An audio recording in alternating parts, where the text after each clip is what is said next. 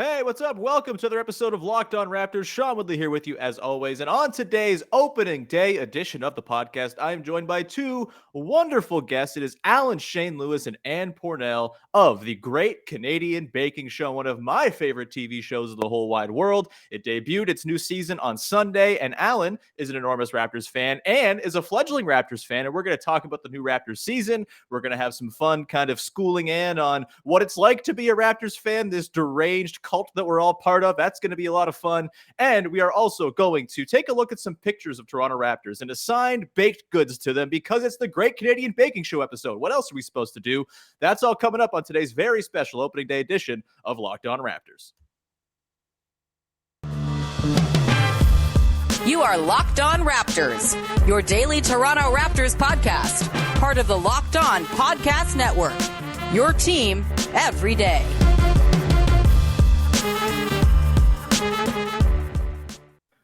Hey, what's going on? Welcome to episode number 1039 of Locked On Raptors for Wednesday, October the 20th. I'm your host, Sean Woodley of RaptorsHQ.com. You can find me on Twitter as always, at WoodleySean. You can find the show at Locked On Raptors. And of course, you can subscribe to, follow, rate, review the podcast on all your favorite podcast platforms. It's free on all platforms. And we're also on YouTube as well. We hit 1,000 subs yesterday. So thank you to everyone who has subscribed. You're very wonderful. We now get to make some money off the YouTube page, which is frankly what we're all in this for, right? Yeah. And with that, let's bring in today's guests. My favorite show in the world debuted on Sunday, and these two are the hosts. Shane Lewis, who has been on the show before and was a wonderful guest, who I remember grilling in a very difficult game of That Random Raptors Game. We're not going to do that to Alan today, but Alan, how are you? I am doing okay. How are you? I'm fantastic. You got you guys on the show. This is wonderful. Joining you for the first time on this podcast is Ann Pornel, your counterpart on the Great Canadian Baking Show. Ann, welcome to the show. How are you? I'm great. I'm so happy to be here. I need to know all the new raps. Yes, I want to know. Yes, there's a lot of them. There are so many of them. Yeah. We're going to dig into sort of opening day feelings. We're going to talk about our hopes and dreams for the season to come, and then we're going to put up some photos of Toronto Raptors players and assign baked goods to them because you got to do it. Last time when Alan was on the show, I believe we did went through the Raptors roster and assigned sort of baking show contested archetypes to each one. We're just going to go straight baked goods today because why not? It's October, it's fall, it's time to eat pumpkin spiced things and various other goodies. I had apple crisp this weekend. We're talking baked goods later on today's show. But with that, let's get into the Raptors season. And Alan, let's start with you because Ann, you are, per Alan, this is my research I've done via Alan in the DMs. You're an enormous Blue Jays fan who is kind of dipping the toe into becoming potentially a similarly diehard Raptors fan. What's your Raptors fan journey? Have you been a fan before? Is this kind of a reawakening? Is this a first time? Let's dive in. What's your Raptors fan tale? So basically, I'm a huge Jays fan. And because of that, I only have so much room in my heart for insane fandom. And because of that, I love the Raptors, but I can't get too close because I feel like, especially with the Raps, they get so close and then it's like, ooh, and it's just so intense for me. But I got really into them maybe 2 or 3 seasons before the championship. Sure. And then sort of the lead up to that, those were my boys. Those were the players that I sort of got to know. And then as soon as Serge Ibaka left, I was like, what's the point? What's the point? I loved him so much that I'm like, no one can fill his shoes as an all-around entertainer.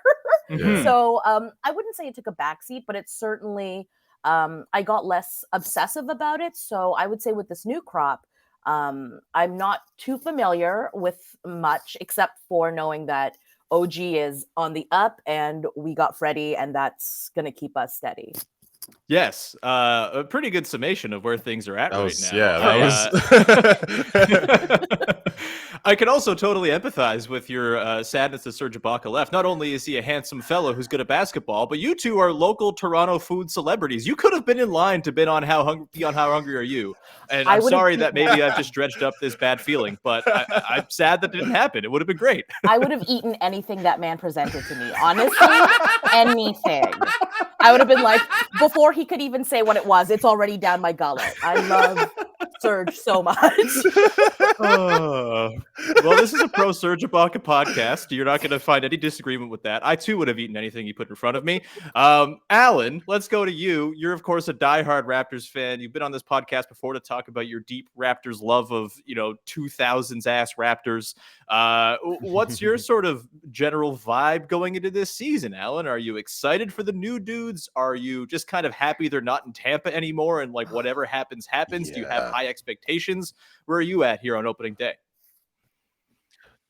I'm just some Toronto Canadian basketball, some basketball here in our borders, out of Tampa. The team encumbered from worrying about like position where they're going to be. I feel like they're just going to have a lot of fun. I've detached myself from all fantasy basketball. I'm like, I refuse to watch basketball with stakes like this anymore. Same. No stakes, no stakes. I'm just watching basketball season. I bought a couple tickets to some games. I'm going to go see some key matchups. That's going to be a lot of fun. I don't expect them to win, but I'm expecting them to have fun. And it's good to see that second generation kind of get those kind of those runs in and get better and get more associated with themselves and more like, familiar, because I see that second unit as that old second unit that we used to have with like Pascal Siakam and Jakob Poeltl. Remember that like 5 switch when they came on, the young guns would go on there and totally CJ Miles, baby. Lead. Yeah. So I'll just watch like Delano and all these guys do that kind of second unit stuff with Utah. So I'm gonna enjoy it. That's all I'm gonna do this season. I have no expectations, no stakes. This is just gonna be good old boring, positionless basketball. I'm excited for that. That's all I want to watch. I'm gonna play this to you in 6 months, and we'll see how true this is. Can you imagine? I have 34 wins. I'm just like, we get 2 more. That's the play-in tournament. That's the league. Alan, do you have any dudes you've latched onto in preseason that you're particularly like ready to throw yourself into? Like not counting like the core guys because that's easy, but is there like a deep bench cut? For me, I think I'm fully on the Svi Mihailuk train. He's ready to jump into the Terrence Ross-sized hole in my heart. Who do you have in the sort of back part of the roster that you've hitched your wagon to and will live and die with every single success and failure this season? I think Svi's up there. I do like Utah. I really like his the advancement over this season. I guess maybe just playing over in Japan just kind of like really upped his game. But I'm really excited to what he can do because he's so long shot, good defensive eye, just knows how to play basketball. It's just like, there's been a noticeable improvement just in preseason seeing him play. And I'm like, all right, I'm excited to see what he's got. And you got gleeful at the sign of Yuta Watanabe. What's your sort of my boy? He's huge, he's tall, he's Asian. How am I not going to stand that? You know what I mean?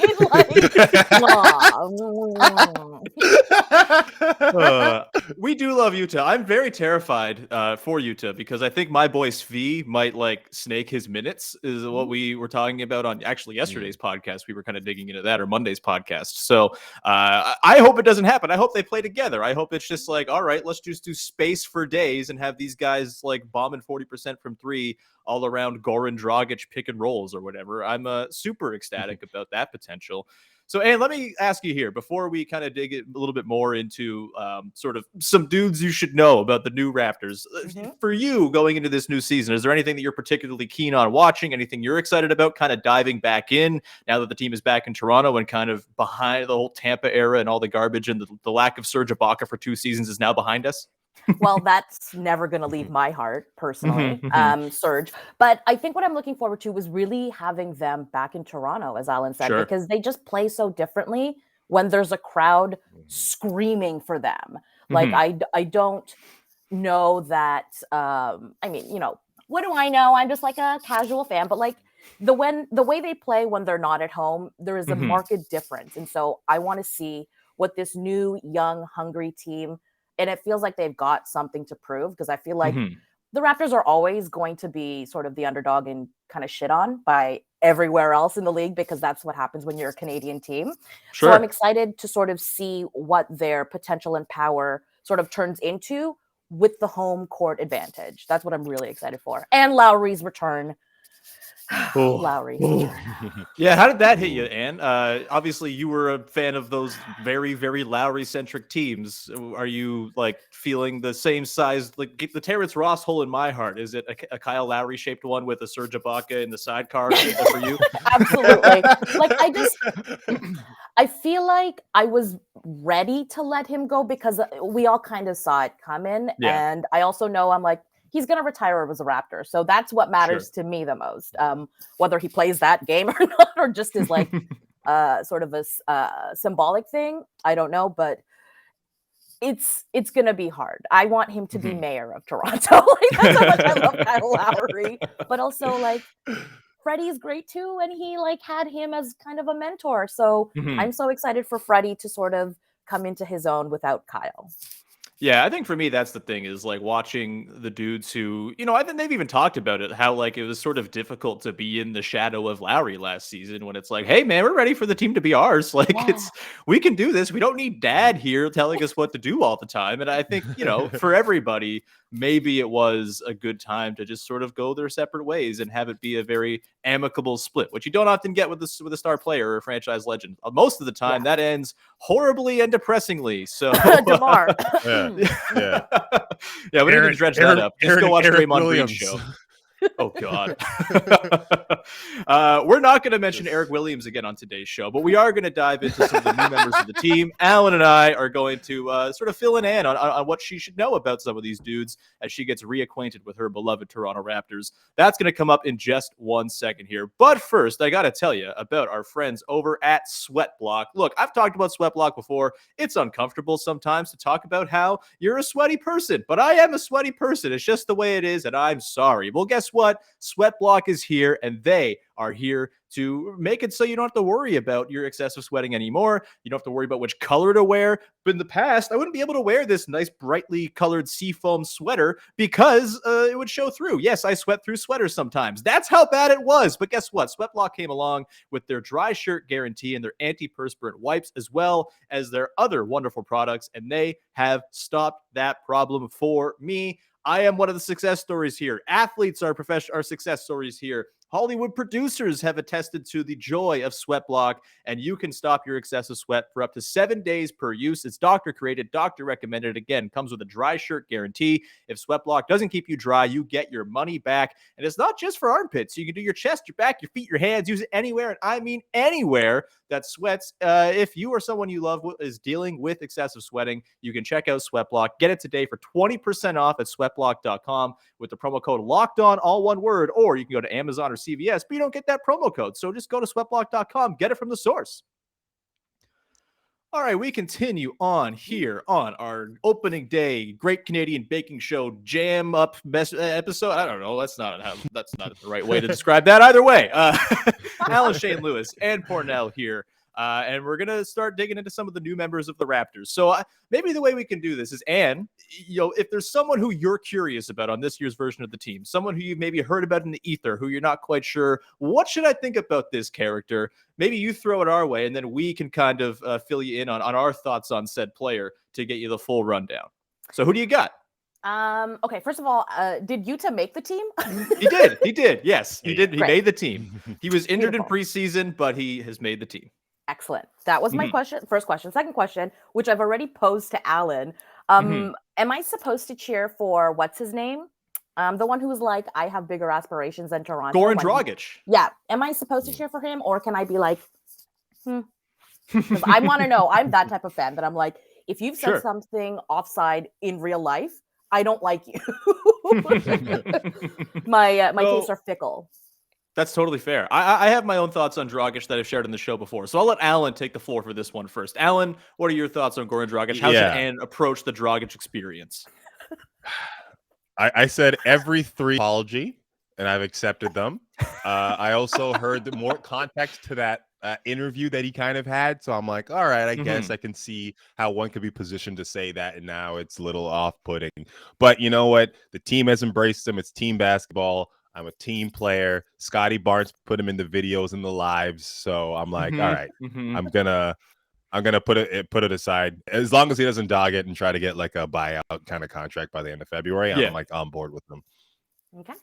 Okay. Yeah, and I'll just add too. I was a person who, when they traded for Goran Dragic, and everyone was like, "We hate this guy. He tried to trip OG that one time in a game." And he had some dust ups with DeMar and stuff in the past as well. So I get it, but my whole theory all along was Goran Dragic is the kind of guy who you absolutely hate when your team is playing against him. When he's on your team, you dig it, and you're fine with kind of having a heel on your team.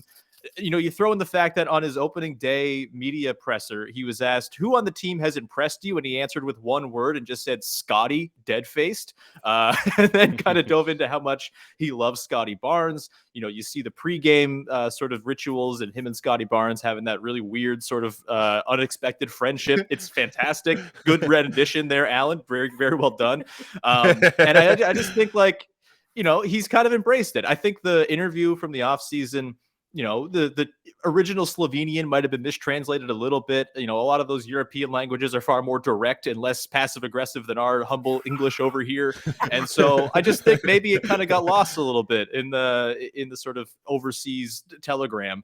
And so I think, embrace Goran Dragic. My whole theory was that by November 15th, people were going to love him. I moved that up to November 8th after his first sort of dancing around with Scotty as my official over-under. And I put out a poll recently just to check the temperature, who's, where are we at on Dragic? And most people said, yeah, we like him now. He's cool. So I think it's safe to like Goran Dragic, barring some sort of loafing it down the stretch towards a buyout, like Alan said. I don't think that's going to happen, though. The dude's a pro. He's been around for a long time. And I would actually bet that maybe they don't even trade him. If they're pretty good, they might just hang on to him through into the playoffs and roll with it, because they have a propensity for doing that. And who else do you want to know about? Fire away. I guess Scotty Barnes, since he's come up a couple times already. So, sure. Yeah. Alan, I'll give this one to you as well. What should Ann know about Scotty Barnes? There's a lot to know. Yeah. Ann, do you watch Ted Lasso? Yes. You know Danny Rojas? Yes. That's Scotty Barnes. He's just like, basketball is life. He's so excited. He gets the whole team him. pumped up. There's this one video where they're like in the tunnel and he just like leads the run. He just starts running out the court just like this, like super excited. He is so I don't know. When we first drafted him, I'm not gonna lie. I was a little like I was like, why not Jalen Suggs? I was supposed to hear Jalen. But I immediately fell in love with this dude, watched his game, covers 94 feet, defends everybody. And he kind of that missing Lowry piece, that excitable person in the locker room and on the court that's going to make it very light and fun together. And I'm so excited we have him on our team. And he's like a better Draymond Green. Potentially can get a 5 for 5 with, going forward. But super high on this guy. Yeah, I'm huge on Scotty as well. He's going to be an absolute delight to watch. And he really just seems like the kind of guy who, over the course of an 82-game season, he's going to be the one that kind of injects a lot of joy into what can kind of be a grind for a team. Like, it'll be a random Wednesday in Milwaukee in January, and Scotty Barnes will be like hosting some sort of hotel party or something like that just to get the dudes feeling good. Maybe distributing baked goods. Who am I to say? I don't know. But I think... yeah, the vibes around Scotty Barnes are so immaculate, and it's not like a traditional sort of high pick with a lot of like projectable upside where it's like, oh, we're gonna have to wait to see this guy be good for a few years. Like, before he gets great, he's still gonna be like a really good role player. He's just so smart and like defensively sound and such a good passer. Like, he led the team in assists in the preseason. He's gonna be an absolute joy to watch, and I think he's gonna play a ton because they are very much invested in him. I'm not sure if you were sort of up on the media day stuff, Ann, but Pascal Siakam was talking about how they were at OVO Center just going for their physicals, and Scotty Barnes tried to do one of those like jumping shoulder bumps while just walking towards the physicals. And keep in mind, Pascal Siakam recovering from shoulder surgery, but that's how excitable Scotty Barnes is. Does he sound like someone you're going to vibe with, Ann? It's so funny that you talk more of him as a person than as a player, because that's exactly what I care about most. like I said, what you do off court really dictates how I feel about you on court. And that goes for everything in life, like in every sport and really in everything I watch. Like, I like the people who I'm cheering for to have some heart. Like, you don't have to be perfect, but don't be trash. And this sounds like he's not trash. So great. Yeah. You're going to love Gary Trent Jr. just because of like, he was wearing the Blue Jays jersey. Yeah. He was my next question because he's so hot. And you will also realize that's what a lot. I'm like, who's this? Because mommy, and Gary Trent Jr. is that guy that I'm like, who are you? He's got the smoldering look, the hair, the tattoos, the freaking like Blue Jays jersey. Like he's like he knows what he's doing. He's up there. Yeah. And I don't know if you've seen the Raptors Instagram feed over the last couple days, or Gary Trent's own Instagram feed over the last couple days. They did like a very sort of like fancy photo shoot, I guess, with all the players. The basketball? Yeah. I was wondering your thoughts on him kissing the basketball. Can someone Photoshop my face as that basketball, please? That's what I think about that picture. I think we really should. Putting that out there. I think I might see if I don't know if I could take the photo for the promotional graphic for this podcast, but if I can, I will. That's all I want. Good night, everybody. Good night. Anyone else, Ann? Actually, let's maybe turn this the other way around, unless you have someone in particular you want to jump to. But you mentioned that you're a big fan of the vibes guys and what the guys are like off the court, the heart people. Yeah. Alan, do you have any suggestions of maybe deep cut Raptors that Ann is going to potentially love here on this team that we haven't talked about so far? I like Delano Banton. I feel like he is like the Toronto heart and soul. He's from Rexdale, just a kid from Rexdale. So being a fan of the Raptors and being able to play on the ACC, I feel like is every Toronto kid's like dream. Like, to play a game in your hometown 40 to 41 times a year and see your family and friends and people that you grew up with and played ball with in the stands to cheer you on. So he is great. I love everything about him because it's just like he feels like I would see him at like Hoop Dome like that. Like I'd be like, oh, that guy's good. Where's he going to school? Just trying to catch my breath. I'm like, yeah. See, he ran me off the court. He's really good.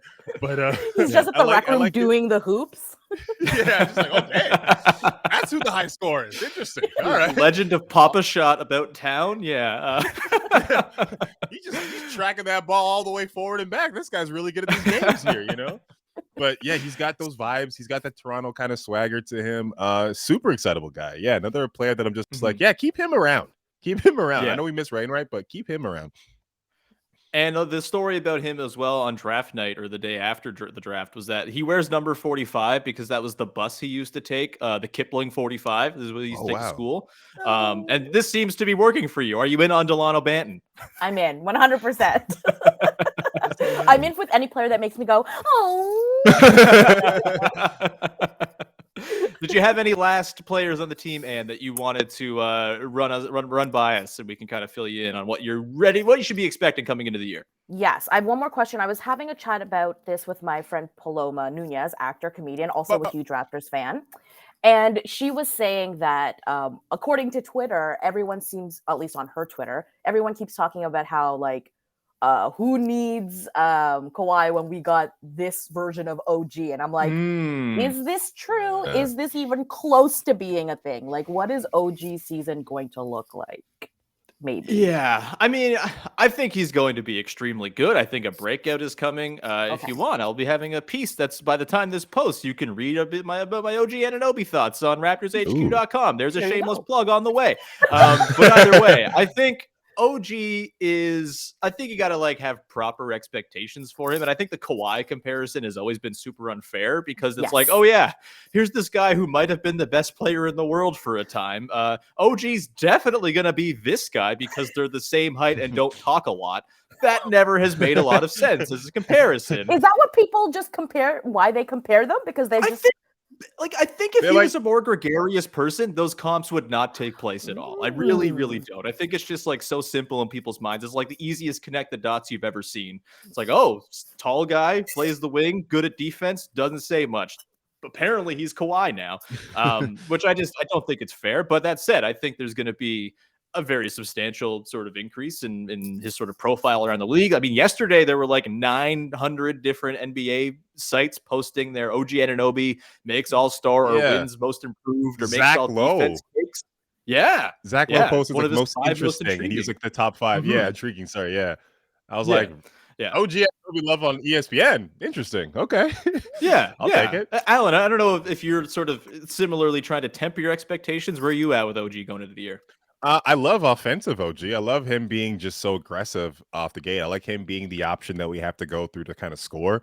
I think when Pascal comes back, it's probably going to take a backseat to a lot of that. But I'm excited for what he can do this season. I don't think he needs to be Kawhi. I think he can be OG, and I think that's going to be great too, because I think he's just got such a good control to his game. He recognizes shot clocks. He has a good dribble now. He can shoot off the dribble. So it's very intriguing to see a lot of little things. And I think it's okay to do that kind of comparison, because there was that kind of time when Kawhi first came into the Raptors, and him and OG were kind of like photographed together, and him like kind of his tutelage and kind of taking a little bit, scraping a little bit here and there. So I think that's fair for that.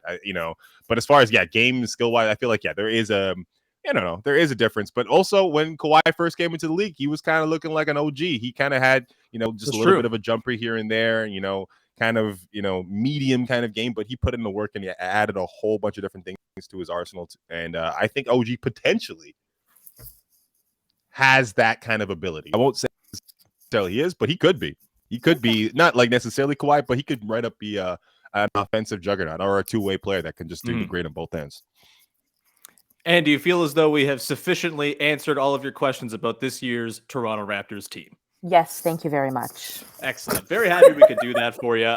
We are now going to get into baked good talk. We're going to show different photos of Toronto Raptors and assign baked goods to them that they might want to order were they to go to the world's greatest bake shop where every baked good in the world is available. That's going to come up in just 1 second here. But first, I want to tell you about our friends over at Built Bar. And look, I love baked goods. We're going to talk about it on today's show at length in the final segment. My favorite thing in the world, but sometimes I got to lay off the baked goods because, they are not good for the figure. Either way, it's wonderful because Built Bar exists and they have all these delicious flavors for you to try. Meal replacements, sweet replacements, whatever it might be, Built Bar can be that for you. They have 9 amazing flavors in their regular lineup. They got limited time flavors that pop up from time to time, depending on the season as well. And you can try all of their flavors. Get 2 of each of their 9 flavors in a single box, and you can figure out which one is your favorite and then order a full box or a crate or a bucket or whatever other vessel in which you'd like to get your Built Bar sent to you from Built.com. Not only are Built Bar flavors great, but they're healthy for you too. 17 to 18 grams of protein, calories ranging from 130 to 180, only 4 or 5 grams of sugar and 4 or 5 grams of net carbs in all their bars. Go to Built.com, use the promo code LOCKED15 and get 15% off your order. That is the promo code LOCKED15, LOCKED15 at Built.com for 15% off your order.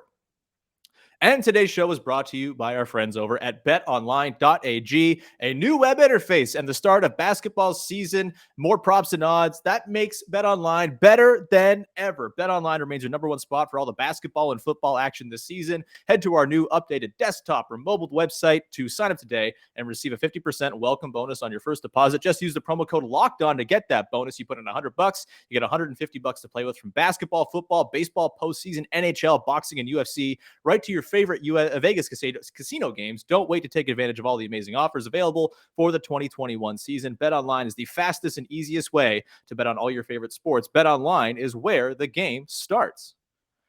All right, Alan and Ann, let's continue on here, and let's get to the fun stuff, shall we? We're going to run through some photos of Toronto Raptors players, and we are going to determine which baked good they look like they most want to munch whenever they go to, again, the sort of platonic ideal of a bake shop where every baked good that's ever been created on Great Canadian Baking Show or Great British Bake Off, whatever it is, it's all there. You can all buy it right in that spot. So let's begin, shall we, with Chris Boucher, who I'm just pulling up on the screen right now. This photo here of Chris Boucher, maybe I can take the graphic off so we got a little bit more space. We've got Chris Boucher on media day, arms open, one more open than the other for the non-audio listeners of the show. This is probably not great for you, but we'll still talk it through. Either way, we've got Chris Boucher. And let's start with you. You're looking at Chris Boucher here. He's French. Maybe there's patisserie involved. Ooh. What are you going here as the baked good for Chris Boucher to buy at his ideal bake shop? Honestly, I'm going to lean into the Frenchness of him and also the length of his arms alone. And I'm going to say this guy just picks up baguettes. Baguettes that are like the size of his arm. And just cartoon budget. Yeah. in this situation, I'm assuming he's in the event he's baking a baguette in the tent. Let's just bring it to the show for now. Sometimes the contestants will have to make like a complimentary butter or jam that goes with their bread. What kind of butter or jam or accoutrement do you think Chris Boucher is cooking up to go with his baguette? I instinctually want to say sweet, and I don't know why, but I feel like it would be some sort of a like compote with like a fruit butter of some sort. I don't know what fruit butter is, but I want it because that sounds like all the things I like in one. I think it's just jam. Fruit butter is just jam. That's a fruit butter. Delicious. Alan, do you have a baked good for Chris Boucher to eat here? Yeah, I'm sticking with the French theme. I think macarons. I think he's got little tiny ones because he's like giant, so he's got these little tiny, but they're like normal size to us, but they're like so tiny to him, and he just like puts a little button in his mouth, but it's just like it's huge for us, but it's like tiny for him. So that's what I see. He takes them as like communion wafers. I'm like, wow, this is like a burger. Thank you so much, Chris Boucher. And he gets like a hazelnut flavored one. He doesn't like it. He just swats it out of bounds. Just throws it away. That works. Yeah. Not for me. Thank you. All right, I'm going to pull up the next player here. Excuse me as it takes a second to pull up the local source on the YouTube. We've got Fred VanVleet coming up next here. Fred VanVleet, this photo I have of him is from the preseason. He's sitting ponderously on the baseline on a basketball under the stanchion of the basket, holding his beard, looking out across the court from the baseline. Alan, let's start with you here. Fred VanVleet, what's he going for as his baked good of choice? All right. He already made a peanut butter and jelly sandwich commercial. So right now he's thinking of how he can revolutionize peanut butter and jelly in a baked good. And he's like, what am I going to do with it? I'm like, am I going to make it a cake? And I make it like a thing? And then all of a sudden, boom, comes into his head. Tart. He makes a peanut butter and jelly tart, fruit tart that he's put in the oven. Now he's cooling it. And he's thinking about all the different things that he can design it with right now. I dig it. I like that a lot. And do you have any other thoughts here? Alan has really set the bar quite high with this selection. I know. I was just gonna say that I think of all of the players, Freddie is like Steady Freddy, right? And what's the dessert that is at every bake shop that is like low key under the radar, but everyone loves and they don't remember that they love it? Cheesecake. Like, you're never not going to find someone at a party who isn't going to, like, offer to take half the cheesecake that's left over at the end of the party. Sure. And it's that solid choice that you're like, you often forget about and you take for granted until you're like, oh, yeah, I actually love this. Oops. So that, to me, I think that's what Freddie would get. He's also from he's from the Midwest, cheese country, very much so. So there we go. I think that lines up. For me, if I'll throw in my selection here, even though your opinions matter far more than mine, but in this photo, Fred VanVleet is giving off kind of like sage, wizened old man energy. So I think he's just going for a date square. Doesn't want to have it be too much. It's like, this is both going to be sweet and help me be regular. I'm going to have the date square that's sitting there that no one's touched. It's been in the display case for 6 days, but hey, it's probably on a discount as a result. So that's Fred VanVleet. We're going to pull up next. He's like, you can keep it in your pocket too, Like just a date square, just a greasy napkin with with dates. Would you like some? Next player we're going to pull up here. Please ignore the player that said player is talking to because we don't need to talk about that anti-vax weirdo. But Gary Trent Jr. is in this photo wearing a very Gary Trent Jr. outfit from last season. I love that. I believe that's like a chain link fence as pants. The letter jacket. It's all very good. I love this. Gary Trent Jr. is your boy, so we can start here. What is Gary Trent Jr. picking up from the bakery? I don't know why, but I'm going to go with eclairs. Like, those, like, I feel like eclairs got real fancy in the past 3 years based on like seeing specifically eclair shops on like Queen Street. So I think it's that because it's like a little bit fancy, but also like, he knows how to stunt pretty, and eclairs are beautiful. Alan, any different selection there? Are you going with eclair as well? What do you got for Gary Trent Jr. here? I think Gary Trent is making a fruitcake, but he's making a good fruitcake. He's revolutionizing the fruitcake because it's like things that like shouldn't work, but he's like, I'm Gary Trent Jr. I'm gonna make it work, and he's going out there, he's deconstructing it, he's putting different flavors. Like, whoa, kiwi. When did kiwi go to fruitcake? He's like, open your mind, open your third eye. I can see it. And now he's just like putting it together. It's fancy, it's cool, it's looking nice, it's delicious. You're like, Gary Trent, thank you for improving my life. Thank you for improving my life by just existing. So that's what's happening. I like that. Yeah, here we got a banana chip and also grapefruit peel. It somehow works. Like, my mouth says thank you, but I say thank you too at the same time. Both of us, we're independent. This is how good this is. Yeah. For me, I think here, Gary Trent Jr., there's pizzazz. It's loud whenever he's in the room, except when he's talking to the media. Not really his thing, but that's fine. We don't need media loudness. We just need general vibes loudness. And I think he's going for a very ambitious mirror glaze cake. He might screw it up. Like, it might be like his shooting percentages where sometimes it goes a little wayward and maybe he hasn't tempered the chocolate correctly, but he's throwing that beautiful, like, blue mirror glaze on a vanilla cake and blowing Bruno and Kylo away. We're going to continue on here. A couple more guys here to get to before we wrap this up. Let's pull up the next player. The next player is, of course, Scotty Barnes. Everyone's new fave. His media day photo where he's flexing and smiling is here. And you seem moved. I love him. I forget who we went first with last time. I think we went Ann first last time. So we'll go Alan this time. What do you got here for Scotty Barnes? His baked good of choice. Just a good old-fashioned cinnamon roll. Just you're happy to see it. You're happy to smell it. It's excitable. You're like, oh, yeah, cinnamon rolls. I haven't had one of those in a while. I'm having a good time. He's making it. It's fun. It's just it's vibrant. It brings everyone together. It binds things together. That's the nature of the cinnamon roll.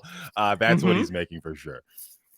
I could totally see like the imagery of like Scottie Barnes walking into the room has the same effect that walking by a Cinnabon does to your brain, where it's like, you know what? This is just good. I'm comfortable here. This is nice.